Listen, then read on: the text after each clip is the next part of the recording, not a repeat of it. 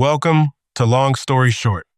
Today we are exploring William Shakespeare's The Winter's Tale.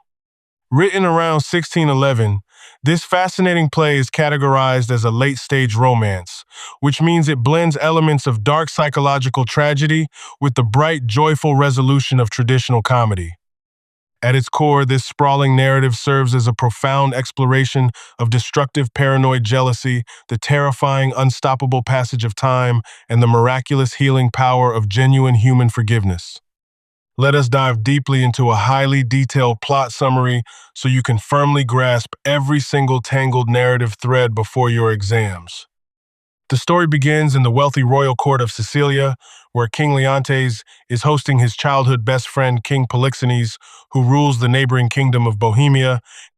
Polixenes has been visiting for exactly 9 months and now wishes to return home to his own country. When Leontes fails to convince him to stay, he asks his pregnant wife, Queen Hermione, to persuade their guest. Hermione uses her warmth and gentle wit to successfully convince Polixenes to delay his departure. Suddenly, and without any logical reason, King Leontes is struck by a violent, overwhelming wave of paranoid jealousy. He instantly convinces himself that Hermione and Polixenes are having a secret sexual affair and that the unborn child she carries is actually a bastard. Driven completely insane by this dark delusion, Leontes orders his trusted advisor Camillo to secretly poison the Bohemian king.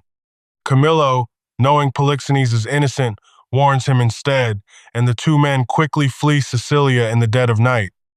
Their sudden escape confirms Leontes' paranoid suspicions. He publicly accuses his pregnant wife of high treason and adultery, throwing her directly into a cold, miserable prison. While trapped in the dark dungeon, Hermione prematurely gives birth to a baby girl. Her fiercely loyal friend Paulina bravely brings the newborn infant to the enraged king, hoping the sight of his own child will soften his heart. Instead, Leontes angrily rejects the baby, calling it a bastard, and violently orders Paulina's husband, Lord Antigonus, to abandon the infant in a desolate wilderness to die. Leontes then puts Hermione on public trial. During this shameful legal proceeding, Hermione defends her honor with incredible stoic dignity. To settle the matter, Leontes has sent messengers to the Oracle of Delphi. The oracle's sealed message is read aloud, confirming that Hermione is entirely pure, Polixenes is blameless, and Leontes is a jealous tyrant. But the arrogant king shockingly denies the divine truth of the gods. The exact moment he commits this blasphemy, a messenger arrives with the tragic news that Leontes' young son, Prince Mamilius, has suddenly died from the psychological stress of watching his mother suffer. Upon hearing this, Hermione collapses, and Paulina declares her dead. Leontes finally snaps out of his delusion and is utterly crushed by the immense weight of his actions, vowing to spend the rest of his life in deep daily repentance. Meanwhile, on the stormy coast of Bohemia, Antigonus abandons the baby girl, leaving a chest of gold beside her. He is then famously chased off stage and killed by a wild, hungry bear. A kind old shepherd discovers the baby and the gold, deciding to raise the child as his own. The play then features a massive structural shift as the physical embodiment of time appears on stage and fast-forwards the narrative exactly 16 years. The abandoned baby, now named Perdita, has grown into a beautiful, pure country teenager, entirely unaware of her true royal heritage. She meets and falls deeply in love with a young man named Doricles, who is actually Prince Florizel, the only son of King Polixenes in disguise. During a lively sheep-shearing festival, King Polixenes discovers his royal son is secretly trying to marry a lowly shepherd girl. He furiously interrupts the festival, violently threatening the old shepherd and demanding that Florizel abandon Perdita immediately. But Florizel refuses to leave his true love.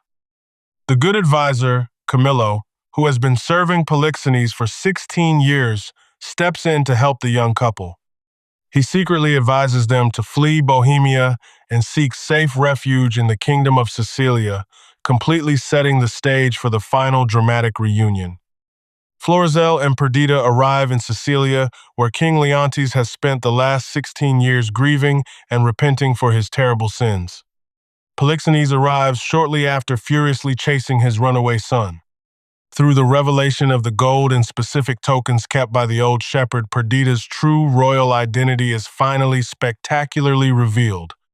The two aging kings joyfully reconcile their bitter differences, and Leontes is thrilled to find his lost daughter alive. The play then moves to its incredibly famous magical conclusion. Paulina leads the entire royal group to her private house to view a newly commissioned, incredibly lifelike stone statue of the late Queen Hermione. As Leontes weeps in front of the beautiful statue, Paulina calls for music to play, and miraculously the stone statue slowly comes to life. Hermione steps down from the pedestal and embraces her husband and her newly found daughter. The play ends with a sense of profound wonder, deep spiritual healing, and the joyous marriages of the younger generation. If Shakespeare's complex poetic prose feels overwhelming, and you want to truly understand the deep redemptive themes of the text, you can get the full audiobook entirely for free by starting an Audible trial with my link in the description below. Listening to the original text is the absolute best way to grasp the emotional weight of this masterpiece. Now let us dive into the deep thematic analysis and character foils you will absolutely need to know for your AP Literature finals. The primary theme is the destructive power of unchecked emotion. Leontes' sudden jealousy is framed as an unnatural psychological infection that completely tears his entire kingdom apart. However, this darkness is perfectly balanced by the overarching theme of time and divine grace. Unlike standard tragedies where mistakes are fatal and final, The Winter's Tale argues that deep, sincere repentance, combined with the passing of time, can ultimately lead to miraculous spiritual restoration. This leads us to our character foils. Leontes and Polixenes mirror each other, representing the heavy burdens of fatherhood and royal duty. Both kings make terrible, rash decisions regarding their children, but are ultimately saved by the purity of the younger generation. We also see a brilliant foil between Hermione and Paulina. Hermione represents stoic, dignified, silent suffering, facing her unjust persecution with calm, religious grace. Paulina represents fierce, vocal loyalty, aggressively speaking truth to absolute power, and serving as the moral conscience of the entire play. When analyzing symbols, the violent bear and the living statue are absolutely essential. The bear represents the chaotic, unyielding wrath of nature and the sudden, brutal unpredictability of life, marking the exact transition point between the dark tragedy of the first half and the bright comedy of the second half. The statue of Hermione symbolizes the transformative power of art and faith. It suggests that genuine love and deep repentance can quite literally breathe warm life back into cold, dead stone. If you have a paper or a test coming up, watching a summary gets you the plot, but reading Shakespeare's actual prose is where you master the material. You can get the audiobook completely for free with an Audible trial using the link in the description below. That is the long story short. Please like and subscribe for more literature breakdowns. See you in the next one.